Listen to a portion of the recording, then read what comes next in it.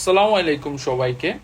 আচ্ছা, আপনি কি জানেন মার্কেটের সবচেয়ে সিম্পল কিন্তু পাওয়ারফুল কন্টিনিউশন প্যাটার্ন কোনটা? চলুন আজকে আমরা শিখব ফ্ল্যাগ স্ট্র্যাটেজি। ধরুন মার্কেটে হঠাৎ করে একটা স্ট্রং মুভ হলো, এটাকে বলা হয় ফ্ল্যাগ ফল। এরপর প্রাইস একটু থেমে যায়, ছোট একটা রেঞ্জের মধ্যে ঘুরতে থাকে, এটাকে বলা হয় ফ্ল্যাগ। আরো যদি সহজ করে বলি, flag pattern equal strong move plus ছোট কনসলিডেশন প্লাস আবার সেম ডাইরেকশনে মুভ। এই সময়টা আসলে মার্কেট রেস্ট নিচ্ছে, এরপর আবার আগের ডাইরেকশনে স্ট্রং মুভ দেয়।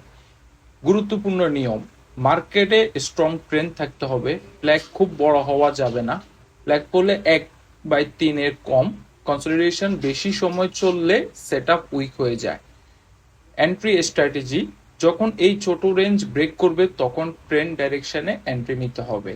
অনেক ট্রেডার এই জায়গায় ভুল করে আর্লি এন্ট্রি নেয়, তাই ব্রেকআউট কনফার্ম না হওয়া পর্যন্ত ওয়েট করো। মনে রাখবে, trend is your friend until it বেন্ডস।